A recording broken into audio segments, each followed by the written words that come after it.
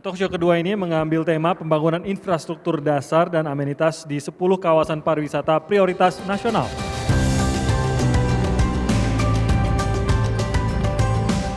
Assalamualaikum warahmatullahi wabarakatuh. Salam sejahtera bagi kita semua. Salam, Om Swastiastu, Namo Buddhaya dan salam kebijakan. Selamat siang Bapak Ibu sekalian.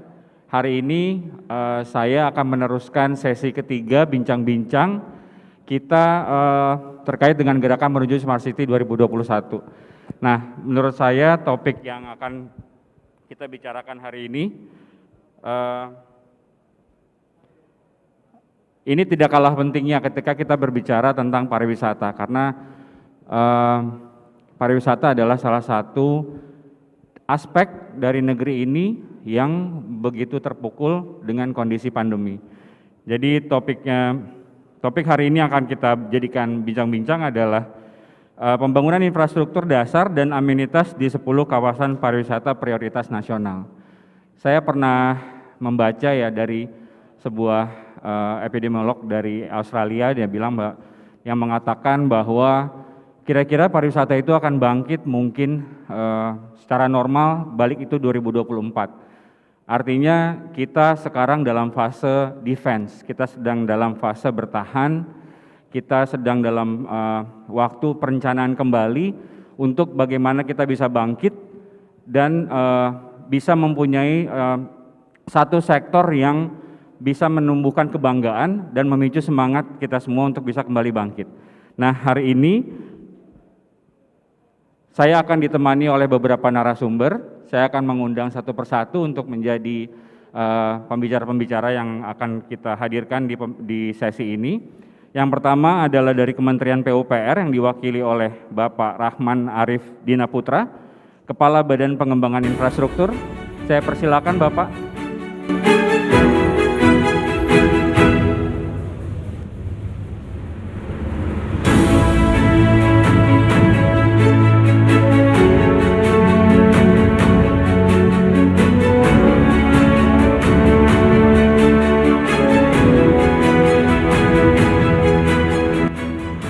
Baik, narasumber yang kedua yang akan kita hadirkan adalah dari perusahaan listrik negara. Dalam hal ini diwakili oleh Bapak Zainal Arifin, EVP Engineering dan Teknologi. Bapak Zainal Arifin, saya persilakan untuk bergabung bersama kami di atas.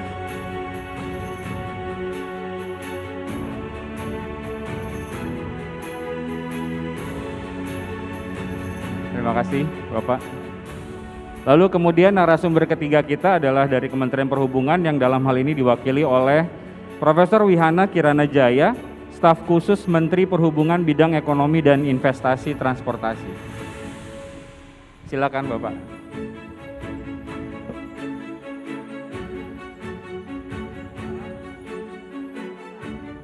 Baik. Selamat siang Bapak-Bapak semuanya. Izinkan saya memandu bincang-bincang kita hari ini. Ini ya Pak, artinya ketika kita berbicara infrastruktur, tahun 2019 ketika pandemi belum hadir di sini, ada sekitar 30 juta lebih manusia Indonesia yang bergantung kepada sektor pariwisata. Lalu kemudian 90 juta rakyat menikmati manfaat dari pariwisata. Lalu kemudian ada 31 subsektor lapangan usaha dalam cakupan pariwisata dan ekonomi kreatif. Lalu itu semua berubah, angka-angka target kita yang mempunyai target kunjungan kita 17 juta dan pada akhir penghujung tahun ini kita baru menemui angka 5 juta Pak. Jadi betul-betul kita dalam keadaan yang terpukul sekali oleh pandemi ini. Namun saya pikir juga pariwisata ini adalah salah satu yang ini ya Pak ya, adalah penting untuk karena dia bisa menjadi semangat kita semua, menjadi wakil dari warna dari bangsa ini dengan kekayaan yang melimpah. Namun tantangannya kan seperti yang kita rasakan sama-sama nih Pak. Nah mungkin dengan mengawali diskusinya saya ingin mendengarkan dulu, karena 3 faktor ini penting Pak, dari energi, listrik gitu ya, lalu kemudian jalanan yang menghubungkan, lalu infrastruktur dan amenitas yang menjadi penyokong destinasi-destinasi kita. Mungkin saya ingin mempersilahkan dulu kepada Bapak Arif Dinaputra dari PUPR. Bapak, ini Pak ya, tantangan kita terkait infrastruktur sebagai satu rencana jangka panjang ya Pak ya. Artinya kan infrastruktur itu bukan sesuatu yang bisa dilihat dalam waktu singkat gitu. Gimana itu Pak ini rencananya bagaimana bisa menjadi andil sebagai kebangkitan kembali pariwisata negeri ini Pak. Silakan Bapak, mungkin 3 sampai 5 menit boleh ya Pak? Baik, terima kasih Mas. Assalamualaikum warahmatullahi wabarakatuh. Selamat siang, salam sejahtera untuk kita semua. Yang saya hormati Pak Dirjen, Pak Herman Kartajaya dan semua yang masih hadir pada siang hari ini. Izin barangkali terkait dengan target-target pariwisata, target wisatawan dan lain sebagainya, ya kami dari Kementerian PUPR ya intinya bersiap mendukung apa yang diminta Pak ya. Arahan dari Presiden senantiasa dilakukan oleh Bapak Menteri PUPR ya. Ya sebagai contoh barangkali sampai dengan saat ini dari tahun 2020 sampai 2022 kita sudah mengalokasikan sekitar 12 triliun rupiah ya untuk menyiapkan infrastruktur dasar yang kita yakini akan bisa mendukung pertumbuhan pariwisata ya. Tetapi barangkali yang menjadi concern kita adalah Pak Menteri senantiasa mengatakan kita tidak mau uang kita diecer-ecer ya. Ada 10 destinasi pariwisata, semuanya penting, tapi kita pilih yang paling prioritas ya. Alokasi kita diprioritaskan di 5 lokasi wisata prioritas. Ya, pertama adalah Danau Toba, Mandalika, Borobudur, Labuan Bajo dan Likupang. Uang kita disimpan di sana. Ya. Untuk apa? Untuk supaya kita bisa fokus menyelesaikan di kawasan pariwisata tersebut. Ya. Nah, seterusnya barangkali 5 destinasi pariwisata yang lain akan kita laksanakan kemudian secara masif. Ya. Ini bukan artinya ditinggalkan, tidak. Ya. Progresif ya Pak ya? Iya, jadi progresifnya setelah 5 destinasi super prioritas kita selesai, baru destinasi yang 5 lagi kita laksanakan. Maksudnya apa? Ya supaya terlihat perubahannya. Jadi kalau kita lihat sendiri, barangkali kalau kita lihat Mandalika sudah seperti itu, Superbike bisa berjalan, bypass Mandalika sudah selesai, kemudian di Danau Toba masih sudah bisa lihat sendiri seperti apa kondisinya. Labuan Bajo juga sama, ada puncak Waringin, ada penataan trotoar yang sudah sangat luar biasa, Batu Cermin sudah kita tangani, Borobudur sudah terlihat juga perubahannya, ya. Likupang masih belum terlihat secara progresif perubahannya, ya. Nah, pesan dari Pak Menteri PUPR adalah tinggal bagaimana sekarang kita merawat investasi yang sudah kita laksanakan tersebut, ya. Ini perjalanan masih panjang, target-target masih panjang yang harus kita lakukan. Nah, kita himbau supaya pemerintah daerah dan masyarakat bisa menjaga aset-aset yang sudah kita bangun dengan investasi yang cukup mahal. Ya. Tadi dijelaskan oleh Pak Leo dari Bappenas ya, bahwa masih ada target-target yang harus kita selesaikan di 5 prioritas pariwisata tersebut. Ya. Kita sedang melakukan finalisasi Integrated Tourism Master Plan ya di 5 lokasi wisata tersebut dan sekarang ditambah dengan Bromo Tengger Semeru ya.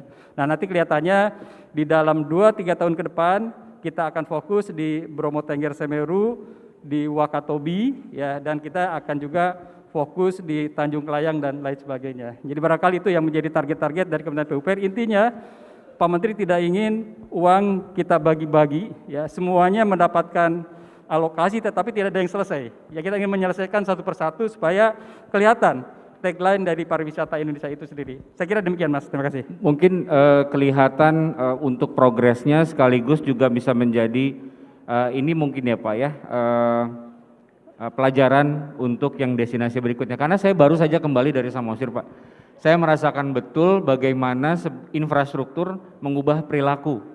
Itu sepakat betul dengan pendapat Bapak dan Bapak Menteri bahwa infrastruktur bukan hanya sekadar infrastruktur, tapi sebetulnya dia bisa membawa perubahan perilaku pemilik destinasinya, begitu ya Pak ya, karena itu saya lihat betul di Samosir kemarin Pak.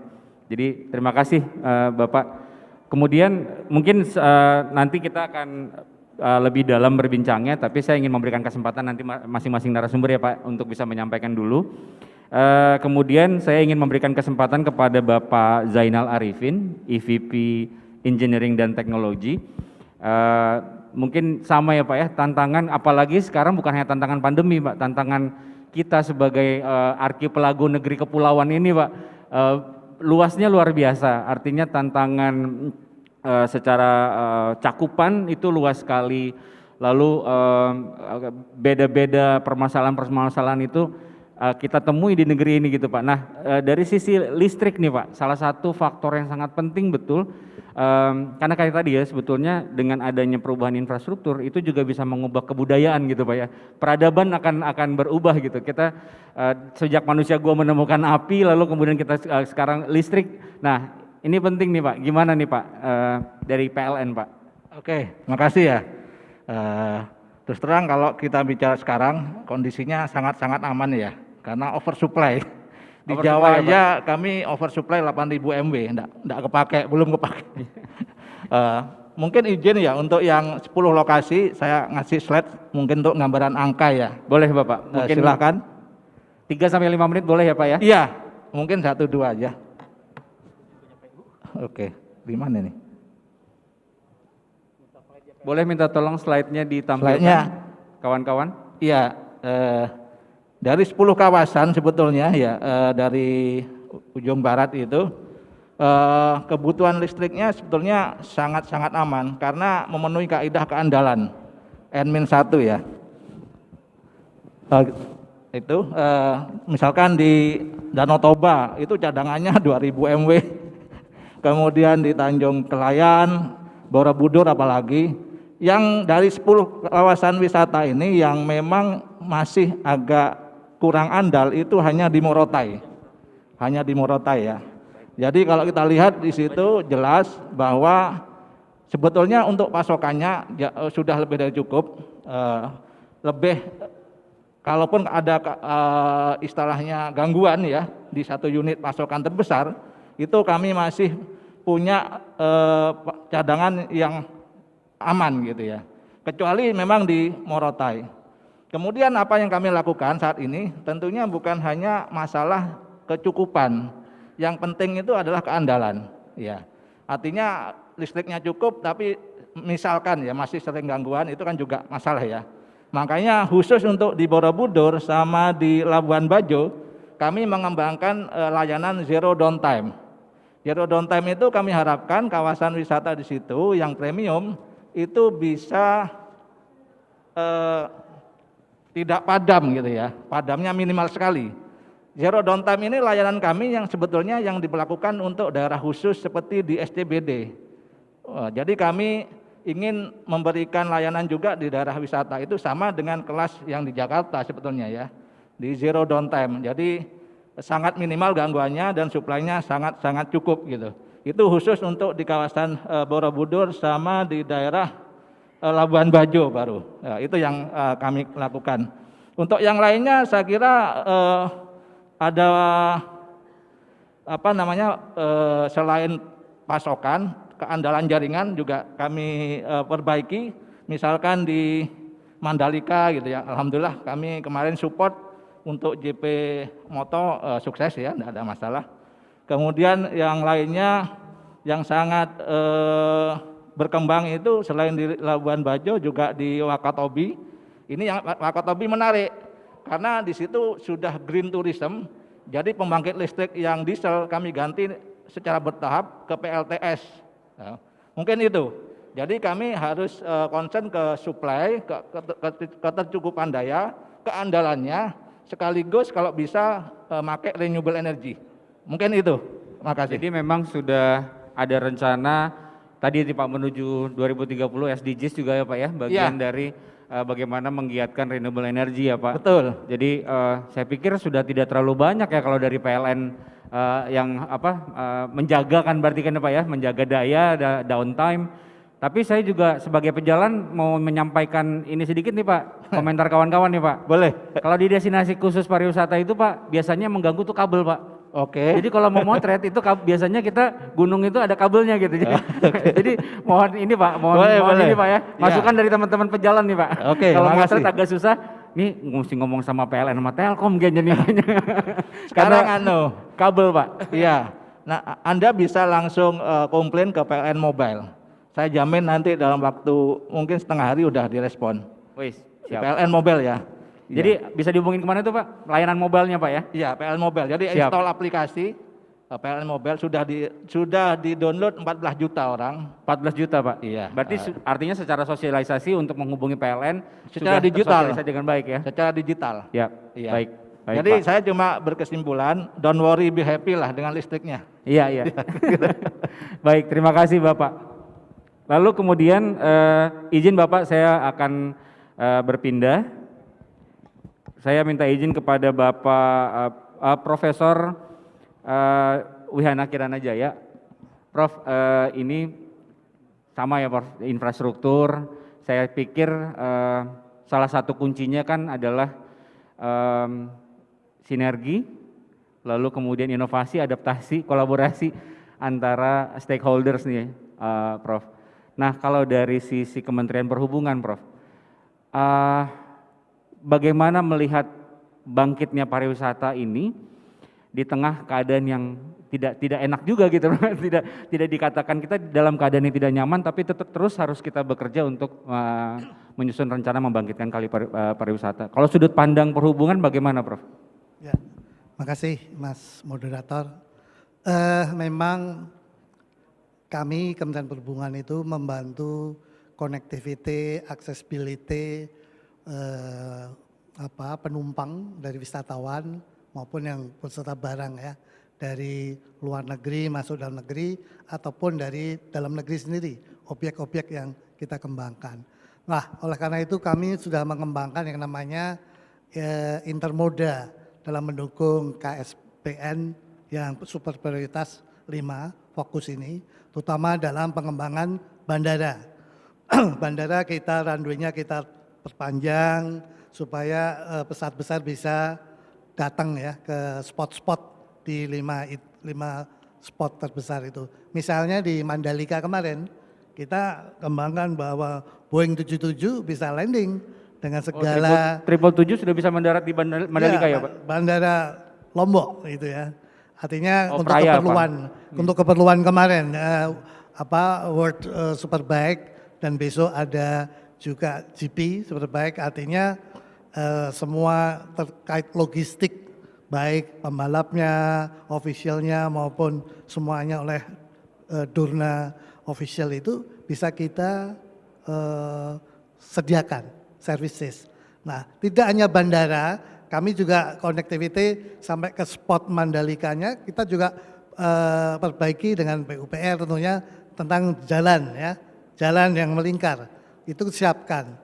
Kemudian base juga kita siapkan. Kemudian pelabuhan yang spot-spot yang mengelilingi di Lombok pun kita perbaiki. Connectivity antara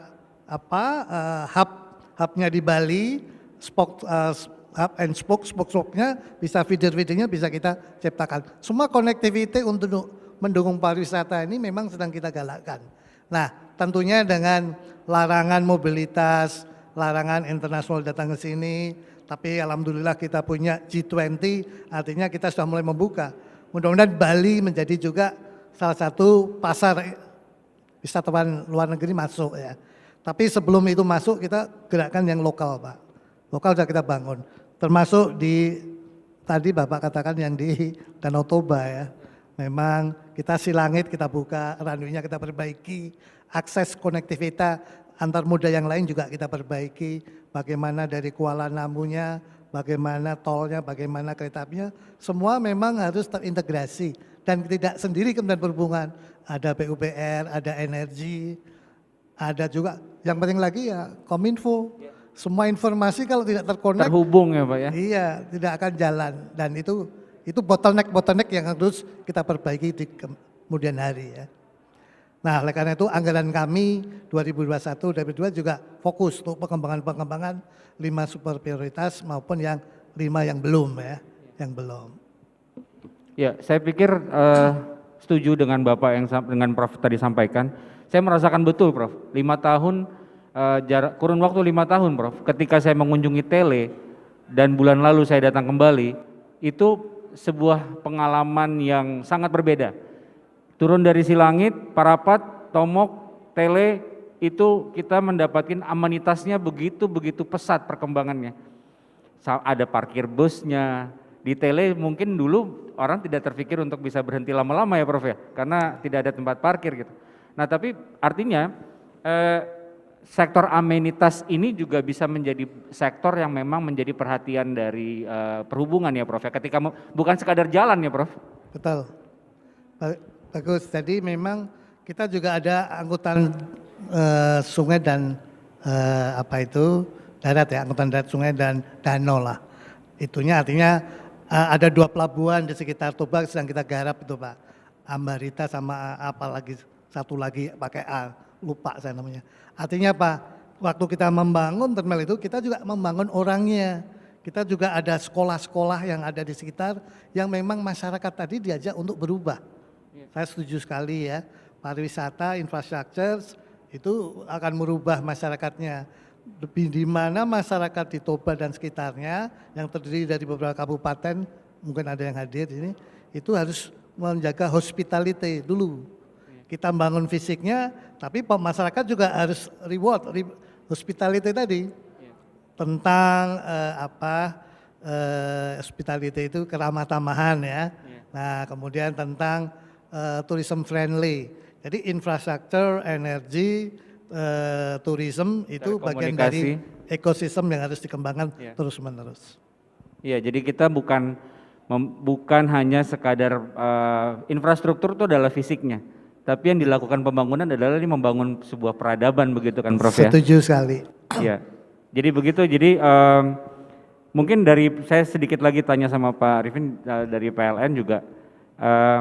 Tadi saya sempat skip tuh Pak, kalau ngelihat apakah dari sisi target 10 prioritas tadi Pak, apakah juga bagaimana PLN melihat satelit-satelitnya Pak? Karena kan bagaimana sebuah destinasi tidak hanya bisa berdiri sendiri ya Pak ya, dia harus disokong oleh kota-kota satelitnya gitu.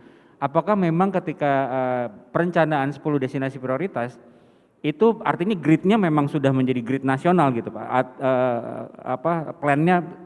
Plannya fokus ke titiknya atau ke ininya sih Pak, ke grid nasionalnya sih Pak? Iya, sebetulnya ada 2 pendekatan ya. Kalau ada destinasi wisata yang dia jadi KIK ya, tentunya kami akan lebih lebih integrated ya. Tadi sebenarnya ada slide lagi detail di situ. Itu malah kami sudah dari awal mengembangkan pasokannya itu tidak dari satu supply saja ya. Jadi ada 2 atau 3 gitu. Itu. Tapi di beberapa lokasi seperti di Morotai itu memang fokusnya hanya di ini ya, di industri pariwisata saja gitu. Jadi ada 2. Ada yang industri tadi destinasi dengan industrinya yang besar, artinya bukan hanya lokasi wisatanya, tapi ada yang memang dedicated di Morotai itu memang hanya kawasan industri. Pendekatannya beda. Karena kan pasti ada terkait ya Pak ya? Iya. Iya. Dan kami lebih happy kalau dia terintegrasi dengan kawasan industri KEK tadi. Karena dari segi tentunya kelayakan dan sebagainya itu lebih visible lah ya. Dan tentunya akselerasinya juga lebih tadi disampaikan merubah masyarakat gitu ya. Community itu juga lebih efektif gitu. Mungkin itu. Baik. Nah, ini saya rasa yang juga kita mesti banyak ngobrol sama pelaku-pelaku pariwisata ya Prof Pak. Jadi karena mungkin banyak ketidaktahuan program sehingga terkadang pemerintah seperti berjalan sendiri tanpa dukungan dari pemilik-pemilik destinasi. Nah, mungkin dalam hal ini sebagai penutup diskusinya, harapannya Pak sebetulnya Pak, keterlibatan kami sebagai travelers, keterlibatan pemilik pemandu yang berada di lokasi Pak. Sebetulnya harapan-harapan dari kebijakan itu apa sih Pak yang diharapkan dari manusia-manusia sekitar? Ya, betul sekali. Jadi waktu kami di Mandalika itu suatu event yang kemarin World Superbike besar sekali, di mana pemerintah, kementerian lembaga, BUMN dengan holding In Journey itu sudah melakukan sesuatu yang harusnya menumbuhkan respon pada pelaku-pelaku pariwisata di sana. Nah, atraksi itu kelihatannya minim gitu ya, minim. Tidak hanya produk World Superbike-nya, tapi souvenir, derivasi dari aktiviti sport tourism itu belum ditangkap pelaku-pelaku pariwisata di daerah. Nah, dengan adanya smart tadi, tentunya mengkomunikasikan ini ke depannya untuk lebih baik. Nah, itu sebagai tantangan-tantangan kita bahwa connectivity sudah kita siapkan, accessibility, amenity sudah disiapkan, atraksinya tadi yang harus mengimbangi.